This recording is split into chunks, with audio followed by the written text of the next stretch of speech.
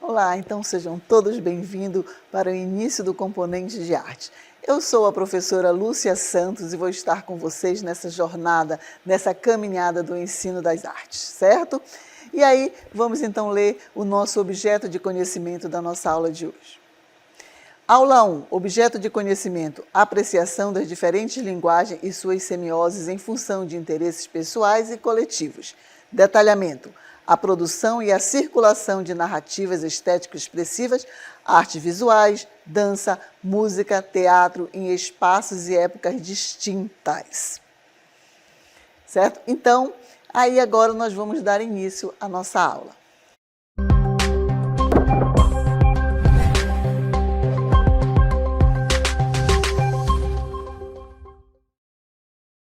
Então, vamos dar início à nossa aula de hoje.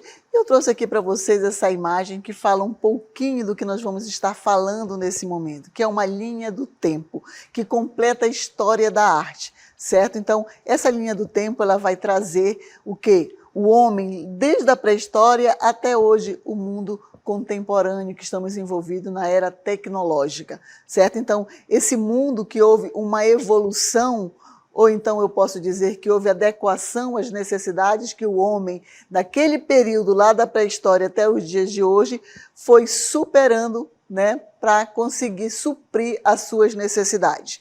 E aí eu trouxe para vocês aqui uma linha do tempo que fala um pouco dessa história da arte que nós vamos ver durante a nossa aula. Então, é uma história da arte que pode ser traçada desde quando as civilizações antigas usavam técnicas e materiais para retratar um assunto culturalmente significativo há milhares de anos atrás. Desde esses primeiros registros, os movimentos artísticos foram nascendo cada um dos seus próprios estilos e características distintas, que refletem as influências políticas e sociais do período de onde surgiram. Então, na nossa linha do tempo, nós temos primeiramente a pré-história, tá? Que eu trago para vocês aí, onde o homem vivia nas cavernas, ele não vivia ainda em sociedade, e ele fazia as pinturas no interior da caverna, registrando o seu cotidiano em que ele acreditava. E esse período da pré-história, ele vai de 40.000 a 4.000 antes de Cristo. Então, vocês percebem que vai, né, a linha do tempo, e passamos em 4.000 antes de Cristo a 400 depois de Cristo, nós temos denominado a arte antiga. Então, tudo isso nós vamos estar vendo durante a nossa aula. E aí passamos para a arte medieval, que vai de 500 a 1.400, que é a arte medieval. Vocês percebam que há séculos de uma arte de um período para o outro, não é verdade? E isso vai estar diminuindo com a passagem do tempo até chegar à era contemporânea. E aí nós temos o período do Renascimento, que é a arte renascença, vai de 1.400 a 1.600 depois de Cristo, que é o renascer da arte, a arte de uma visão totalmente científica, onde o homem vai conseguir, né, expressar o seu objeto dentro da ciência, da matemática, da biologia, por isso que é chamado de período renascentista. E aí nós temos o maneirismo, que é justamente essa transição que vai acontecer no período de 1527 a 1580 depois de Cristo. É uma transição até chegar no período barroco. Enquanto o período barroco ele vai trabalhar com a dualidade de sentimentos, que é o quê? O céu, o inferno, o amor, o ódio vai estar muito representado nas suas imagens, no seu retrato, no seu fazer artístico desse período. E aí passamos para o período do Rococó, que vai de 1699 a 1780, aonde ele vai falar de uma beleza, de um amor, vai ter muitos floreados, muitas alegorias, né, ilustrações. E aí nós passamos para o neoclassicismo. O que é o neoclassicismo? Nós temos o classicismo e esse aí vem ser um novo clássico. Neo significa novo. E esse período ele vai de 1750 a 1850 depois de Cristo. Então, o que é esse neoclassicismo? Ele vai se basear no classicismo, que era o quê? O período da arte romana, da arte grega. Ele vai resgatar, mas com um tema muito mais atual, mas ele vai beber na fonte do classicismo, certo? E aí nós temos o romantismo, que vai de 1780 a 1850 depois de Cristo. Esse romantismo, ele vai falar de um romance, mas não é um romance entre um homem e uma mulher, mas sim um romance patriótico, tá? Ele vai estar levando essa questão do patriotismo na sua obra de arte, a visão do homem enquanto realidade política. E aí vai de 1780 a 1850 depois de Cristo. E vamos passar o quê? Para o realismo, que vai de 1848 a 1900 depois de Cristo. Vocês percebem que o tempo já está mais curto nesse período das mudanças de estilos de pintura? Então o realismo ele vai trazer, já está falando o realismo, o cotidiano, como o homem vê a sociedade nesse período. Aí nós temos o Art Nouveau, que vai trazer um novo floreado, uma nova forma de registrar, que a arquitetura vai ser marcada com concreto e o ferro sendo inserido na arquitetura, e esse período vai de 1890 a 1910 depois de Cristo. Aí passamos para o impressionismo, 1865 a 1885 depois de Cristo. O impressionismo ele vai trazer o ismo nas artes plásticas, quer dizer, são os estilos de pintura da vanguarda. Ele vai perceber que a arte ela não precisa ser delineada, ela não existe linha, mas sim a luz vai ser o principal argumento desse período. Ele vai dizer que todo o objeto ele vai mudar de cor dependendo da incidência solar sobre o objeto. Eu coloco um exemplo: se apagarmos todas as luzes das salas, nós não conseguimos enxergar as cores, não é verdade? Mas se liga a luz, nós conseguimos enxergar as cores. Então, eles vão trabalhar com isso. E passamos para o pós-impressionismo, que vai de 1885 a 1910 depois de Cristo. Que aí vem o fauvismo, que são as férias. Ele vai trabalhar com as cores puras, a questão do sentimento também. Passamos para o expressionismo, vai trabalhar com as dores humanas, o sentimento psicológico, aquela dor que vai... Foi o primeiro movimento de vanguarda que deformou a figura humana. Isso aí durante todo o processo do ensino médio, vocês vão estar estudando também esses estilos e períodos da arte, tá? E o expressionismo vai de 1905 a 1920 depois de Cristo. Passamos para o cubismo, aonde ele vai transformar todos os objetos em formas geométricas, tá? E aí existem duas fases do cubismo, o sintético e o analítico, e esse período ele vai de 1907 a 1914. Passamos para o surrealismo. Surrealismo já diz, vai trabalhar com os sonhos, né? Ele vai retratar o que nós percebemos nos sonhos, ele vai transformar na tela. E aí passamos para o expressionismo abstrato, que são trabalhando com as cores, com as linhas, sem formas definidas. E o expressionismo abstrato vai de 1940 a 1950 depois de Cristo. Passamos para a op art, que ele vai trabalhar com a ilusão de ótica, que ele vai trabalhar principalmente com as cores, as formas geométricas. E aí passamos para o pop art, de 1950 a 1960, quer dizer, uma década somente, que é a pop art, vai trabalhar principalmente com a questão do consumismo e a arte em grande escala. Vem a arte povera, que vem de 1960 depois de Cristo, que é denominada de arte pobre. Vai ser uma arte que vai ser utilizada os materiais recicláveis. Finalizando aqui com minimalismo, que ele vai dizer que a essência do objeto ela não é perdida, mas ela pode ser representada em linhas simples, certo? Temos a arte conceitual, de 1860 a 1970, depois de Cristo, e aí nós temos a arte contemporânea, Ai, professora, foi muita coisa ao mesmo tempo. Calma, eu apenas dei uma trajetória da arte desse período que vocês vão ver ao longo do ensino de arte.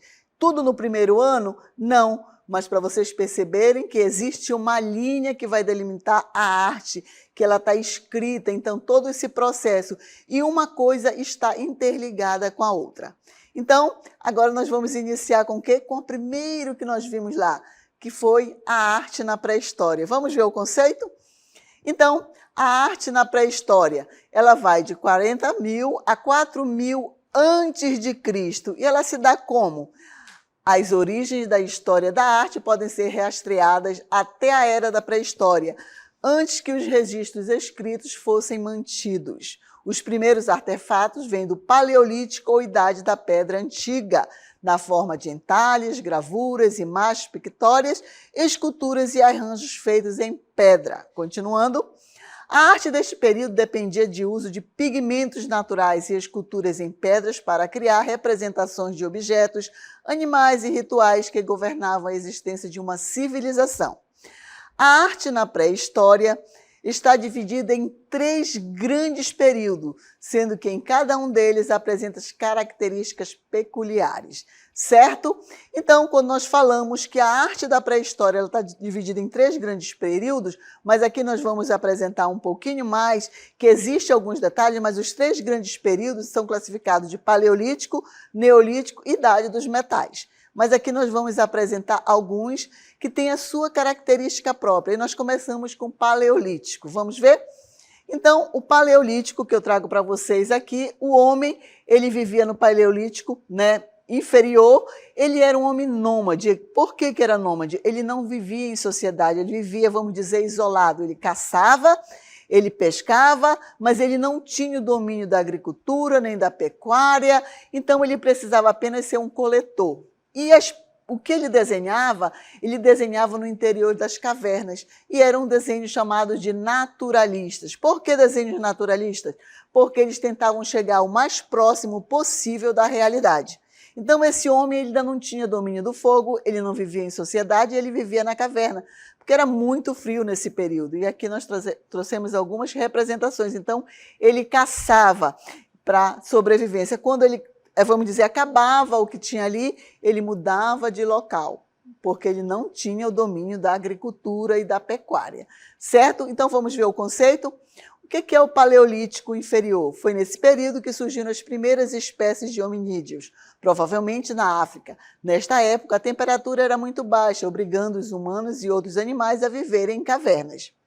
Os objetos, desse período foram confeccionados primeiramente em ossos e madeira, depois em pedra e marfim. Usavam um machado de pedra para cortar e esmagar os alimentos, para a defesa e fazer furos. As lascas eram aproveitadas para fabricar objetos cortantes, daí o Paleolítico ter ficado também conhecido como período da pedra lascada, certo?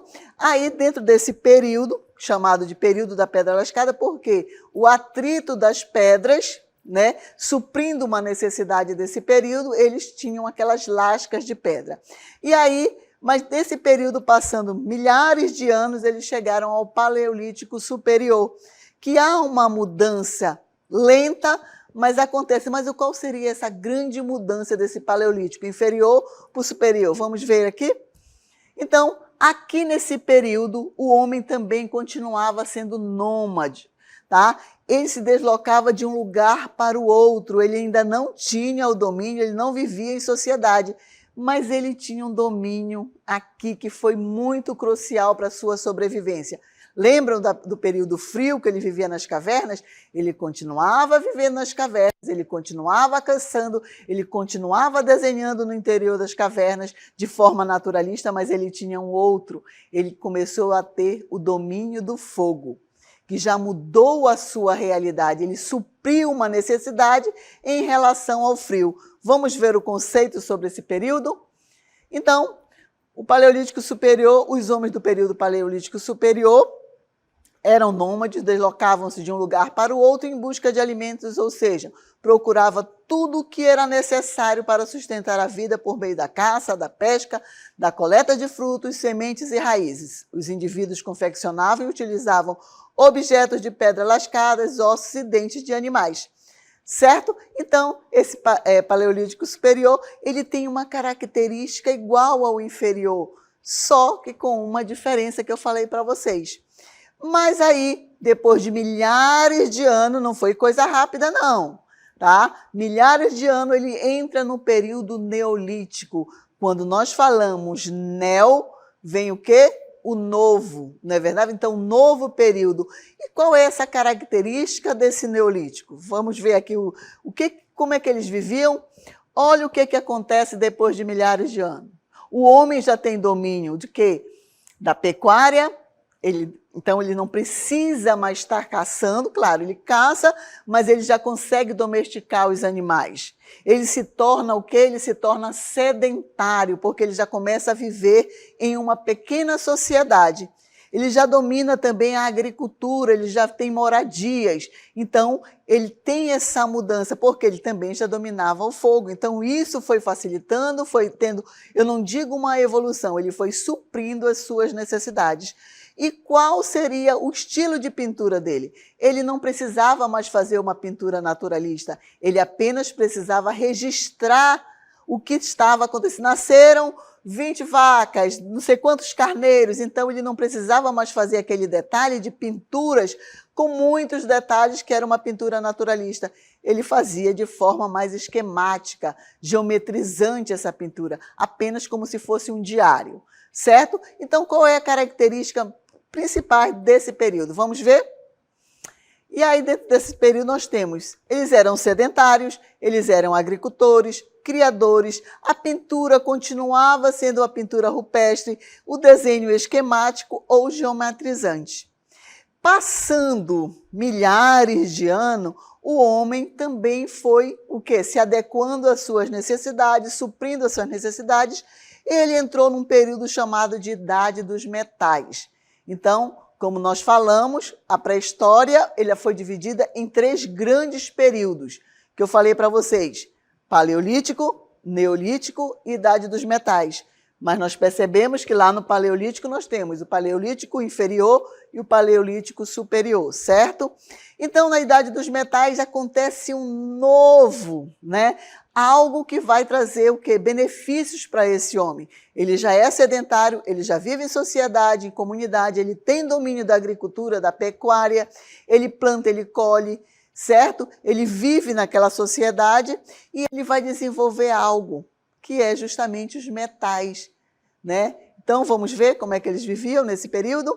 Trouxe aqui para vocês. Então, ele já consegue dissolver, criar armas através de quê? Através dos metais. Ele já tem essa conquista. Então, as armas já são lanças, ele deixa a pedra lascada, ele deixa a questão dos atritos para criar as suas armas e ele começa a desenvolver, né, a dissolver os metais e criar suas armas.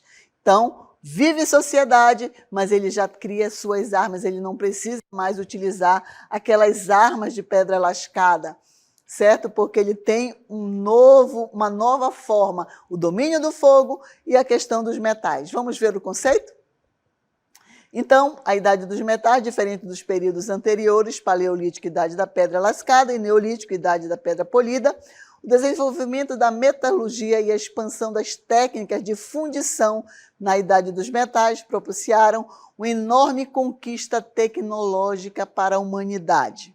Continuando, a utilização dos metais não substituiu completamente os instrumentos que eram feitos de pedra e madeira. Esse processo de transição ocorreu de maneira lenta e de diferentes formas em determinados locais. E quais eram as características? Vamos ver? Invenção da roda, escrita, sociedade e ferramentas de metais. Vocês perceberam como foi? Não foi uma coisa assim rápida, né? Como eu falei para vocês, não é algo de um ano para o outro, foram milhares de anos que o homem da pré-história houve essa, vamos dizer, evolução. Então, o homem ele deixou plenamente aquelas armas? Não, ele continua utilizando a madeira, não mais a pedra lascada, mas a madeira, o ferro, e vivendo em sociedade. Ele fez o quê? Utilizou, né, a roda, que facilitou muito mais a sua vida. Mas esse homem da pré-história ele tinha a característica do quê? De uma arte rupestre. E qual eram esses materiais e o que era esse conceito de arte rupestre? Vamos ver? Então, a arte rupestre é compreendida como um amplo conjunto de desenhos, pinturas, inscrições realizadas pelo homem pré-histórico. Quais eram os materiais utilizados para fazer esses desenhos? Sangue, argila, excrementos humanos, látex de planta, gordura, clara de ovos e sangue de animais, certo? E gordura de animais. Mas eles também faziam o que? As suas esculturas. E dentro dessas esculturas nós temos aí uma imagem que eu trouxe para vocês, representando uma escultura feminina. Nesse período, todas as esculturas que foram encontradas pelos arqueólogos e estudiosos representam a figura feminina, né? Então, o homem da pré-história também se expressava por meio das esculturas, em madeiras, ossos e pedra. Aí nós temos uma escultura de uma Vênus, certo? Que ela tem o quê? Os seios volumosos, as ancas bem avantajadas, que os estudiosos dizem que representavam a fertilidade, tá? Então, isso aí é algo, vamos dizer, que eles faziam para representar essa fertilidade da figura feminina, certo? Mas os homens desse período também, eles tinham as suas habitações, eles tinham a sua arquitetura, que elas estão classificadas e elas têm características diferenciadas. Vamos ver essas arquiteturas? Então, nós temos os domes. Consistia em 2 ou mais pedras grandes, fincada verticalmente no chão, como se fosse paredes de uma grande pedra, era colocada horizontalmente sobre elas, parecendo um teto. Aí nós temos uma imagem de domes, que também são chamadas de antas, tá? E aí nós temos os domes, 2 pedras fincadas verticalmente e uma grande, né, na horizontal, então chamada de domes. Nós temos os menires, vamos ver? Aí nós temos esses exemplos, que são grandes pedras cravadas no chão, de forma vertical, tá? Então, aí nós temos esses exemplos dessas pedras, sabe? Dos menires desse período, e nós temos os cromeletes. Vamos ver? Os cromeletes aqui, que é o cromelex, são menires de domes organizados em círculos, que são considerados cemitérios. Aí nós estamos vendo um cromelete, né? Que ele está situado no país, em Portugal, certo? E eles dizem que são considerados cemitérios desse período. Ora, a era pré-história, nós estamos falando desse período que envolve a Europa, envolve esses vestígios que nós temos, mas será que aqui no Brasil, ou mesmo no Amazonas, nós temos esses registros do homem da pré-história? Claro que nós temos. Nós tivemos uma estiagem muito forte e aqui mesmo no Amazonas foi descobertas umas chamadas de caretas. E eu trouxe um vídeo aqui para vocês aonde ela está localizada. Vamos ver? Falar em pré-história do Brasil é montar um complicado quebra-cabeças com muitas peças faltando. A dificuldade começa já no título: pré-história. Uma expressão que passa a ideia errada de ser um período sem história. Os indígenas brasileiros tiveram uma história própria, de milhares de anos, em que suas culturas, técnicas e artes sofreram mudanças e influências. Entendemos por pré-história os períodos da história sem escrita e que, por isso, só podem ser estudados pelos objetos feitos pelo homem. Conhecidas popularmente como caretas, por terem semelhanças com expressões humanas, gravuras rupestres esculpidas em paredes rochosas há mais de 1000 anos, voltaram a aparecer em Manaus devido à seca histórica do Rio Negro, que registra o nível mais baixo em 121 anos de medição. As gravuras estão localizadas dentro da área urbana da capital amazonense, em uma região conhecida como Praia das Lajes, de onde se tem uma vista privilegiada para o encontro das águas. O local foi o primeiro de Manaus a ser registrado no Cadastro Nacional de Sítios Arqueológicos, CNSA, do Instituto do Patrimônio Histórico e Artístico Nacional, IPHAN. Os primeiros registros dessas gravuras milenares, que por muito tempo ficaram submersas, foram feitos em 2010, quando as águas escuras do rio baixaram até 13,63 metros. Até então, aquela era a seca mais severa que a capital do Amazonas tinha enfrentado.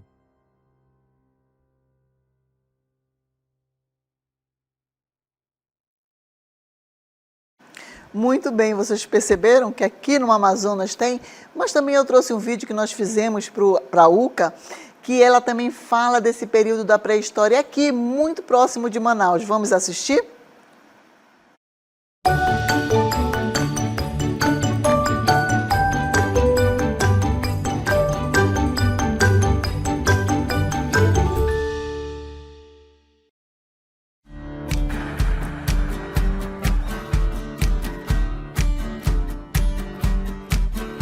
Olá meninas, tudo bem com vocês? A gente está conhecendo aqui a comunidade, um lugar maravilhoso, mas a gente queria saber, aqui tem um lugar, sei lá, de repente diferente, turístico, que a gente possa visitar? Tem um prédio histórico que foi uma escola, tem um hospital, tem um presídio e tem uma pousada. Obrigado, hein? Obrigado. Tchau, tchau.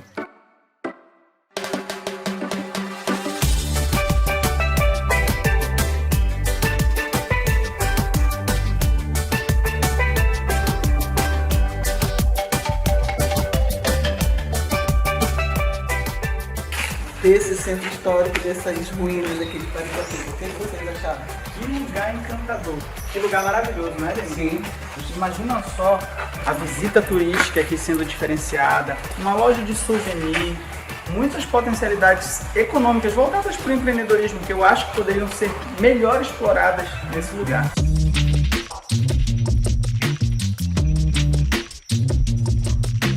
Esse é um prédio com muitas potencialidades em um município. Imagina quantos não tem nos outros municípios do Amazonas. E isso nós vamos ter que mostrar, fazer o nosso aluno refletir nesse momento, né, da UCA, não só aqui no Iranduba, mas em todos os municípios do Amazonas. Certo? Eu acho que tem muito mais. Vamos atrás dos moradores? Vamos? Descobrir? Vamos. Vamos lá. Eu sou técnico em arqueologia, né? Sou morador da comunidade. Durante muito tempo, nós recebemos doações dos comunitários e eu guardei esse material e em seguida eu musealizei eles enquanto na reserva técnica do MUSA, Museu da Amazônia. Mas aqui nós estamos em cima de um grande sítio arqueológico. E a gente consegue observar todos esses materiais fazem parte do contexto arqueológico da comunidade do Paracatuba.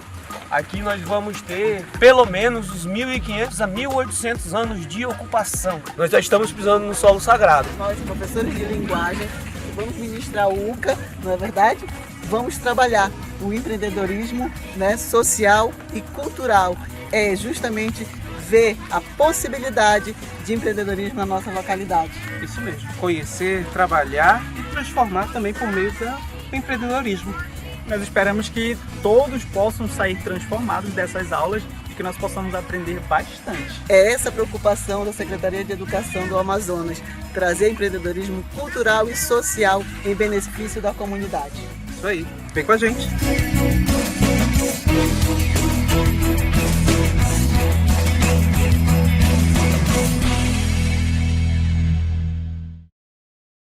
Então, fica aí a nossa reflexão sobre a pré-história e finalizamos a nossa aula de hoje.